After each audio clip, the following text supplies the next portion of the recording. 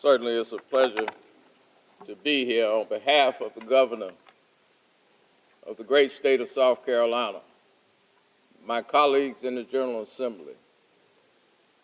We welcome Congressman Clyburn, Ambassador Young, our national figures, as well as our municipal individuals. It is my great honor to stand before you, and I'd be remiss if I didn't reflect on when Reverend was here the last couple of times. On the back of the program, there's a picture of him looking through the Senate chamber. That particular day, we had some private conversations, Clyburn, because in the chamber at that time was State Senator Paul Thurman, Strom Thurman's son. Jesse, Reverend had some descriptive words about the civil rights movement then. On the other occasion, we were out on the steps that we came up.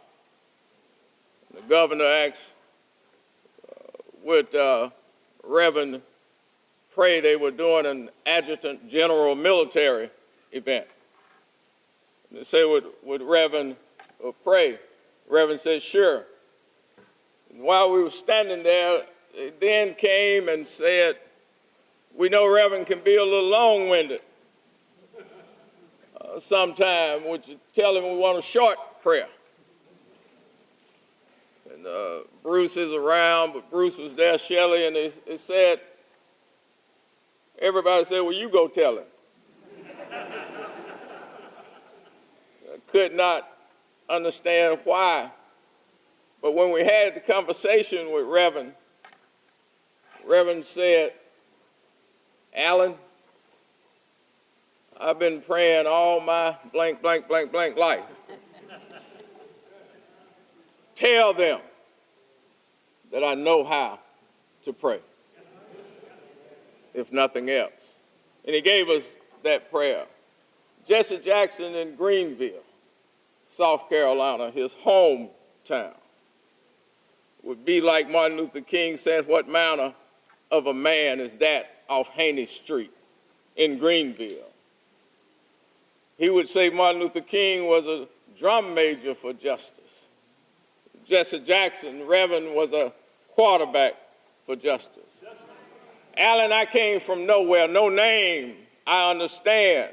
I've spoke about it, no insurance, I understand. Hot and cold water didn't have, I understand, but I am somebody. You, the little boys, us can make it in the neighborhood off my example. You can make it, you can win. It'll get dark sometimes. But then we wondered why Jesse changed football from the other state to North Carolina. You wonder why he gave up a promising athletic career, Dr. Butler. You wonder why he abandoned being a lawyer, as he said. You wonder why he go to Chicago and not know where his meal was going to come. But then they say the steps of a good man is ordered by God. And so, Jesse, when you ran for president, you ran against the odds. When you went on safari and saw Syria and Cuba, Iraq, and brought them home, the steps of a good man is ordered by God. So thank you, Jesse Louis Jackson, for throwing humanity a touchdown pass. You threw the pass the right to the library. You threw the pass the right to vote, the right to education. You threw the pass on global diplomacy. And sometimes, as a quarterback, you handed off the ball. And you've handed the ball off telling us we can win if we keep fighting voter suppression, keep getting corporate executives in the back rooms.